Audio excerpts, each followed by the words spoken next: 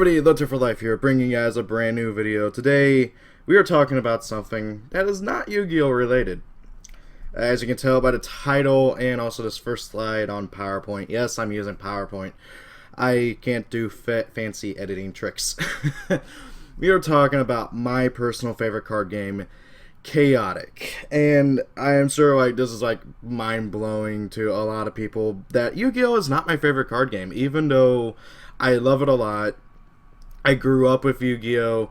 It was my favorite card game up until middle school, and then Chaotic came out. And Chaotic just blew Yu-Gi-Oh! Out of the water. Mostly because I actually got to play with other people. Whenever I initially whenever I first started playing Yu-Gi-Oh! Or at least collecting the cards, I had no one to play with except my older brother, and he was never at home. So Chaotic and how it did everything, and why it was successful, and why I'm still upset over its very tragic death. It really was just awesome and such a good card game, and I have been having a nostalgia trip lately to where I just I've just been buying up Chaotic cards on eBay and everything, and I decided I wanted to do a video on Chaotic. And that's this. It's just to talk about Chaotic, what it was, what happened to it, why it's gone, and why I think that if it were to make a resurgence, instead of having the big three, as in, Yu-Gi-Oh!, Magic, and Pokemon, we could very well have a big four. In fact, we did while Chaotic was alive, and then things happened. And, well, we're going to cover all that. So, guys, without further ado, let's get Chaotic!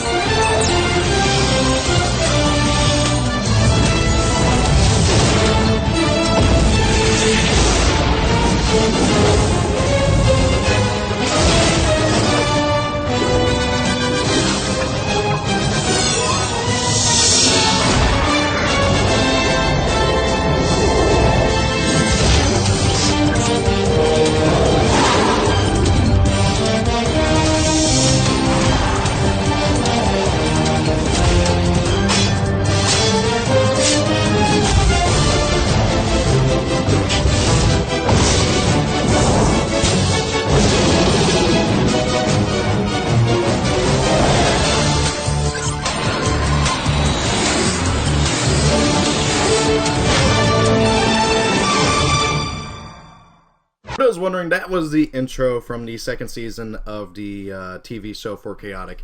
Really, really good TV show, by the way. If you guys haven't seen it or didn't catch it while it was airing back whenever you were kids or something, I highly, highly, highly recommend to check it out. It's a really, really good TV show.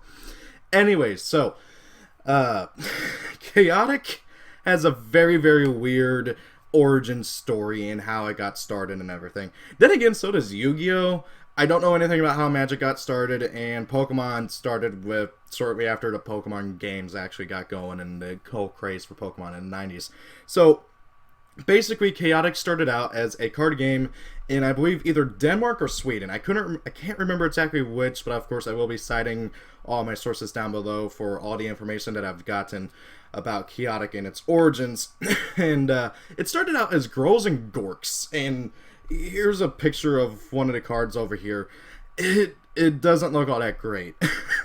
Honestly. I don't know much about how different it was or how different this version of Chaotic is from the final product that we finally got over here. But basically, it started out as Girls and Gorks in 2000, and it did relatively well. Well, in 2001, the creator, or at least one of the creators, he decided to kind of reinvent it and renamed it as Chaotic Now or Never.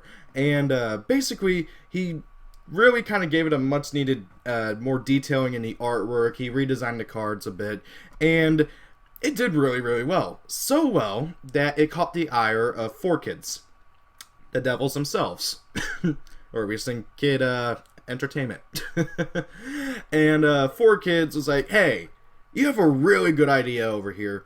Let's make it worldwide, give it a little bit of touching up, and it'll do well.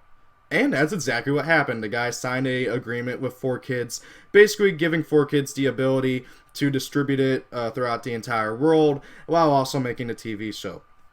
But he still held the rights to the card game itself, and basically 4Kids was just kind of there to help promote it and make the TV show. And the reason why I make him note of this is because it will come in importance later on in the in the story about how Chaotic died. So Chaotic did really, really well. Here is a card from Chaotic Now or Never, and the reason why I think it really, really did well is for a few reasons. First and foremost, so the card art on the final product of Chaotic, the final version, I should say, not the final product. These are obviously final products of their initial variant, but the card art on these cards are beautiful. Like, there are only a few cards that I can really think of that have terrible card art. And even then, they aren't terrible in, like, the standard art sense. They're just terrible by Chaotic standards. Like, seriously, this guy right here is my favorite, like, well, one of my favorite cards, Ursus.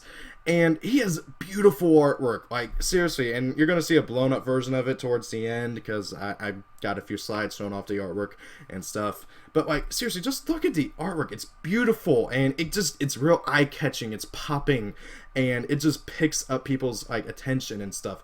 And, like, seriously, you could probably blow these up and put them on your wall, and it'd be beautiful. Obviously, without all the border for the card and stuff. I'm just talking about the artwork itself. And not only that, but also the game is pretty simple. There's a lot of text to it, but it's pretty simple. It's just, hey, beat down your opponent's team, and the last man standing wins, basically.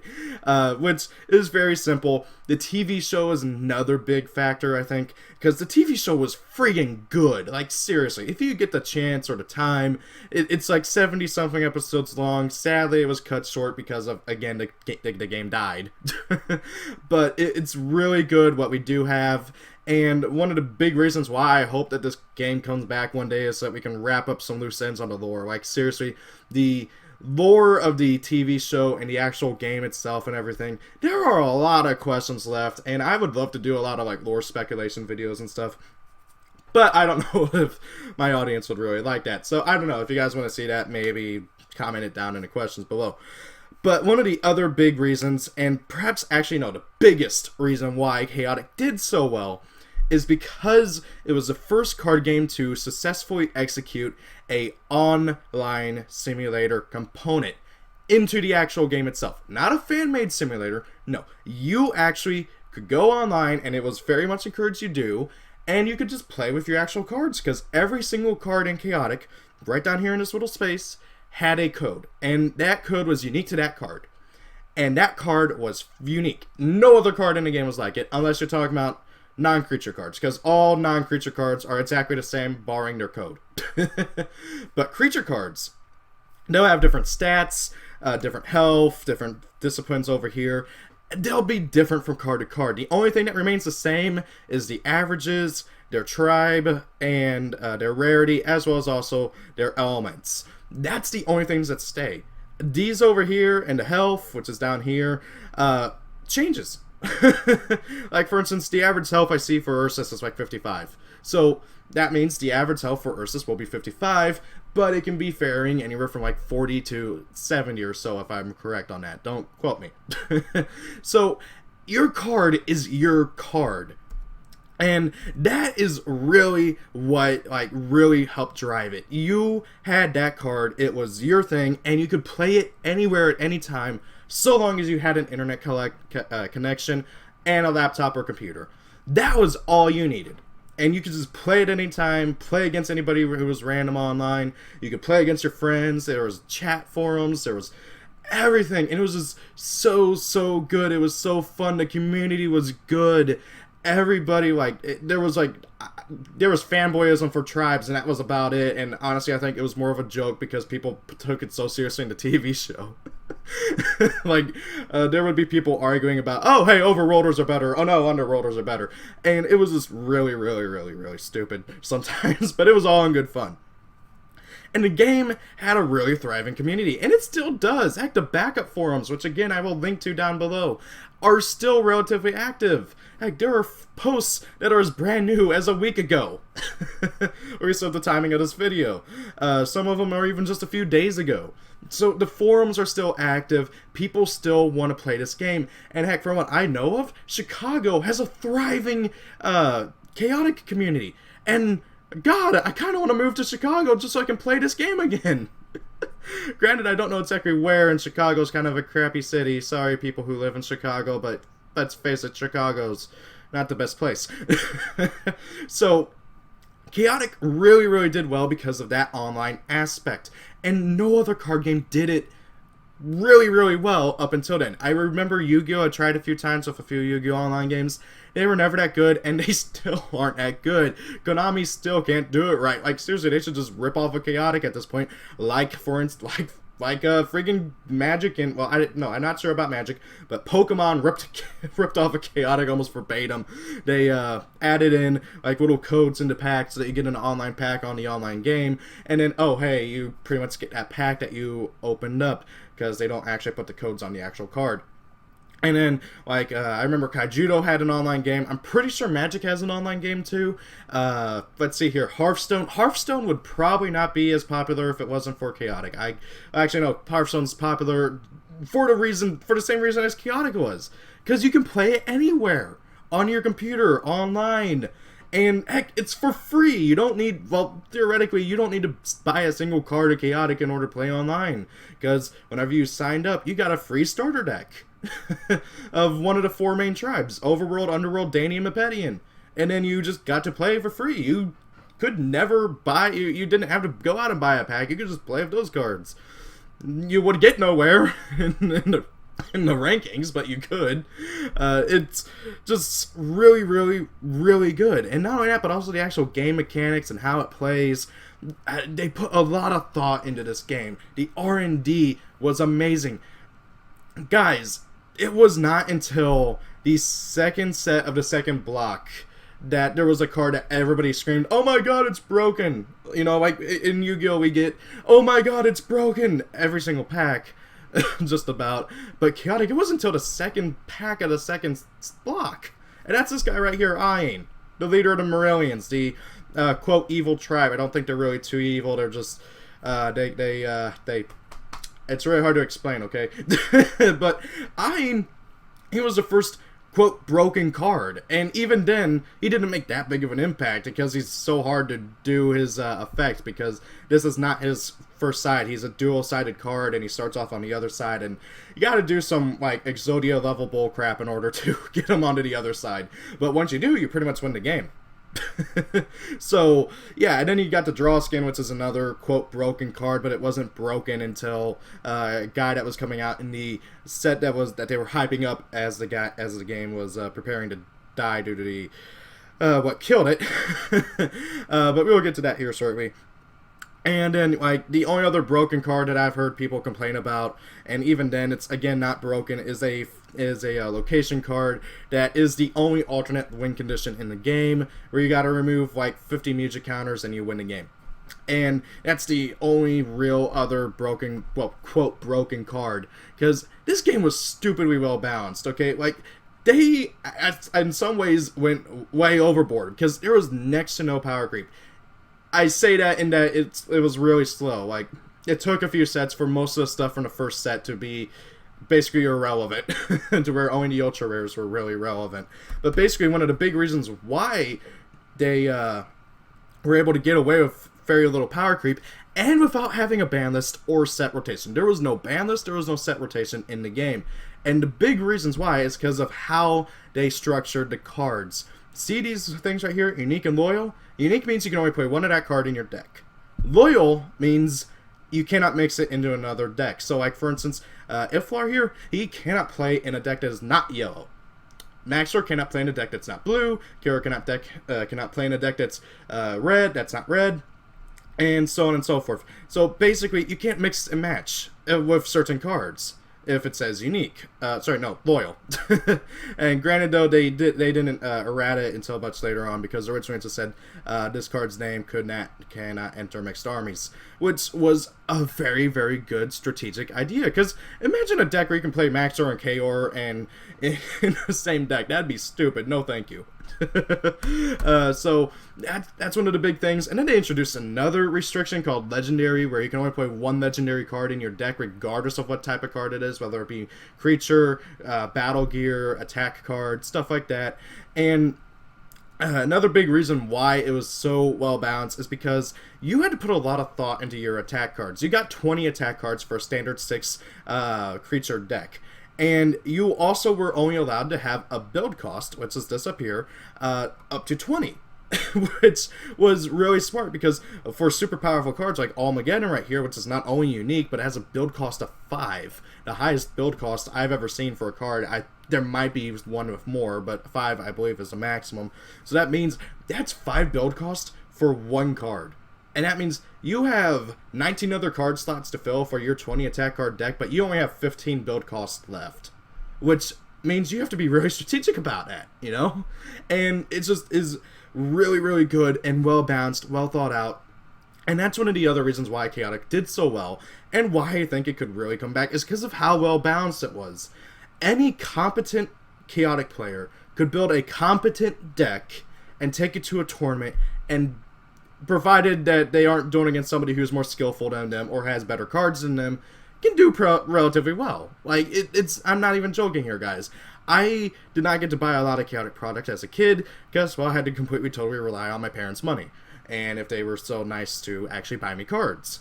And so I didn't have the best of the best cards. But what I did have, I was still able to do well in online tournaments.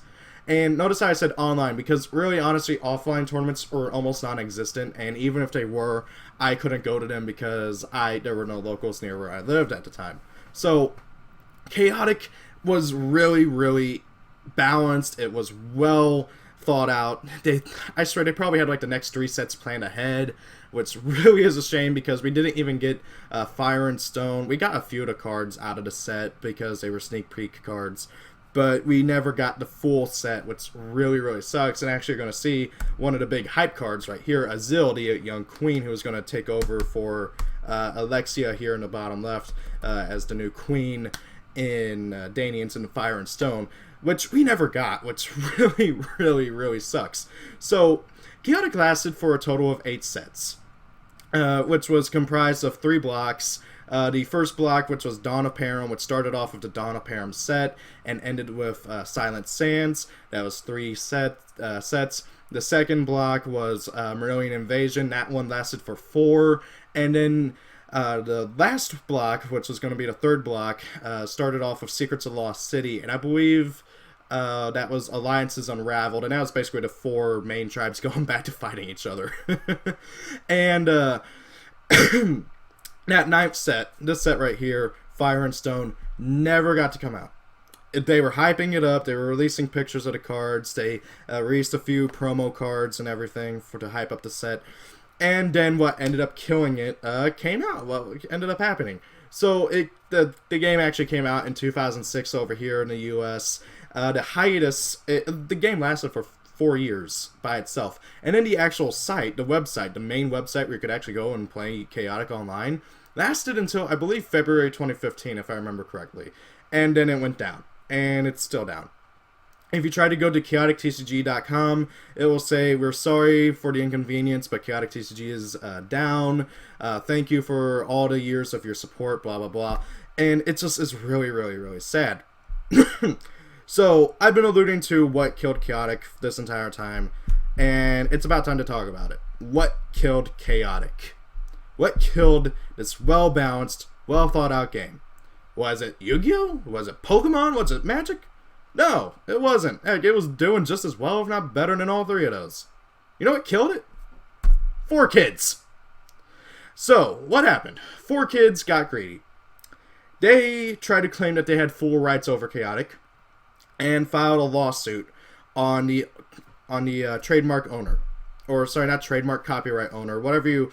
I'm not good with legal mumbo jumbo, but basically they filed a lawsuit on the owner of Chaotic, and they tried to say, hey, we own Chaotic. We own a TV show. We've been promoting your game. We've been doing all this stuff.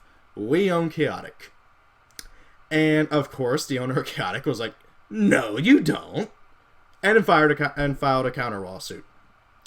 The judge of the lawsuits ruled that until the lawsuit was settled, neither company could do anything involving Chaotic.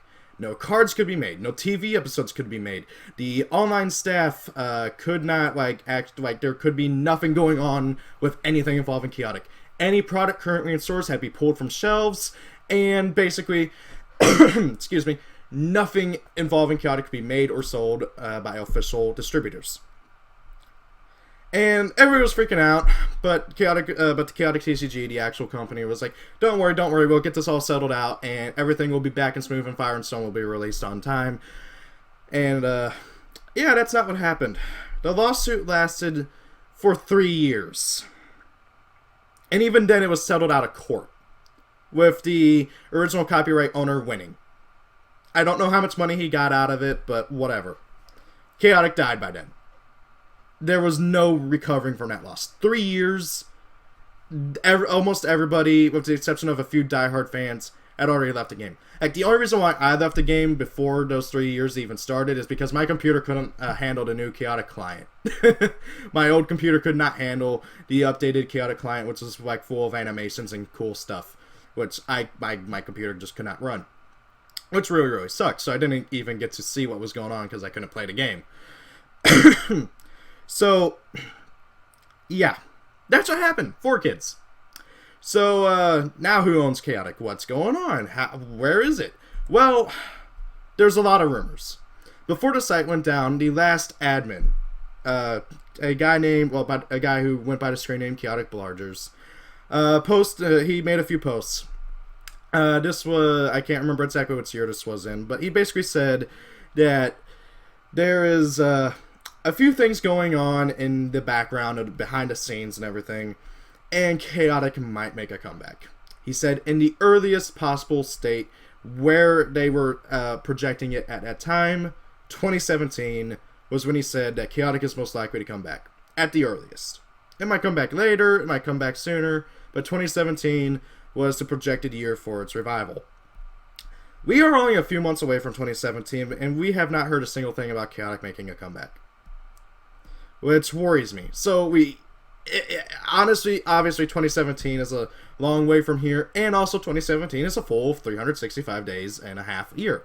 So we could very well at least get an announcement next year, which would be amazing. And guys, I will tell you this right now, if Chaotic comes back, and it's just as good as it was back then, I will be buying cases of this game, because I miss it so much.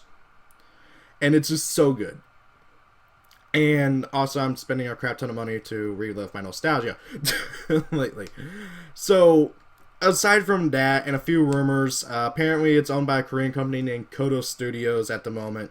And apparently, last that we heard was that they were working with the owners of Chaotic, at least the original creator, to possibly bring it back in 2017.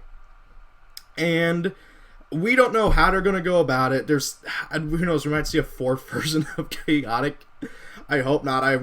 What I would honestly do is I would just re-release all the old sets, start rerunning the TV show, and pick up where everything left off. Because there is so much lore to this game, and so many people miss it and love it, especially if they let us use the old cards. That would be amazing. Like, there's just so much lore and so many mysteries that we still don't know about. Like, I could do hours and hours and hours and hours of videos just talking about the lore of Chaotic and what we don't know. That we will probably never know because the game's dead. Because the game's dead. So, but however, fans are not taking this beating without a fight. Okay, right now a lot of people use a site called Trade Card Games Online, or Trade Card Games Online. It's a really weird name. Basically, it also lets you play card games online while also trading cards. a lot of people use that. It's not very great to play Chaotic online. It's just not. I've tried. You really just got to play it with a friend and be patient. So what a lot of people are doing, or at least what a group of devs are doing that I've seen people talk about on the forums, on the backup forums, is that a group of devs are working on making a YgoPro Devpro equivalent of Chaotic. So basically so that we can play Chaotic online. They're using like the average stats for all the creatures, and last I heard, they attempted to get the original codex in order to allow people to use their old cards, but however Kodo Studios declined. Which tells me that there is hope that Chaotic might be seeing its revival soon. Because if they're going to decline to let people use the codex and not give a reason why, something's cooking up in the back door. I don't know. Maybe. I don't know. Hopefully. Please, God, please. Like, seriously, if Chaotic comes back in 2017 will be the best year ever. Persona 5, Horizon Zero Dawn, and Chaotic. That'd be awesome. Actually, no, wait, scratch out Horizon Zero Dawn. We don't know if that game's going to be good yet. So, Chaotic, it means a lot to me. It really does. I miss this game so much. It was so good. It was so incredibly good. It was a phenomenal game. And it saddens me to see that very few people remember it. I started putting my Hollow Chaotic cards in my binder, mostly just to show them off and keep them safe in there. And people going through my binder like, holy crap, Chaotic! So I'm not the only person, at least in my area. I just found out that there's a decent amount of Chaotic players in my locals who still have their cards. And I actually had my first Chaotic duel against a Chaotic player the other day. Against a Chaotic player that I wasn't teaching how to play. I've taught a few of my friends how to play Chaotic. And this game means so much to me. And it's such a good game. And guys, I really recommend it. Just check out the TV show at the least to see it. It's such a good TV show. The game is amazing. And if Chaotic does indeed come back in 2017, this channel's gonna not just be Yu-Gi-Oh! It's gonna be Chaotic as well. Which I really look forward to if it does happen. Because this game means so much to me. It's such a good card game. And it's a piece of my childhood, too. So it might just be rose-colored glasses. I don't know. But there's really not much more I can talk about in this video. Yes. I could talk about how the game plays. I could talk about the mechanics of the game. I can go on for hours and hours and hours about how the game plays, what it's like, how you play it, and everything. But that's not this video. This video is purely to talk about how the game was, what it was like, how it started, what happened to it, and just simply to give me an excuse to talk about one of my favorite things ever. So guys, with everything said and done, thank you all for watching. Have a great day. If you have any interest in Chaotic, please check out the sources down below, the Wikipedia. Yes, I used Wikipedia for the most part as my main sources. Also, by the way, special credit goes out to a guy called Elemental Draco 218. I believe that is your name, 218. So Elemental Draco 218, he helped me out getting pictures of 218. He helped me out getting pictures of Girls and Gorks, or he at least had the picture of Chaotic Now or Never. I can't remember if he had Girls and Gorks as well, but guys, it's impossible to find older pictures to find decent pictures of those older card games, and he helped me out. He also runs a blog website thing talking about Chaotic. He goes a lot more into detail about the history of Chaotic and everything. So if you have any more interest on it and want to hear more that I didn't cover in this video, please check out the links down below. Thank you all for watching, everybody. Have a great day. Hope you enjoyed this video. See you all later. If you guys want to see more Chaotic videos, I am perfectly willing to do videos talking about the lore and everything. I've recorded a few pack openings as well. I actually already recorded a box opening of one of the older Chaotic sets down below. I might link it if I remember to. I hope so.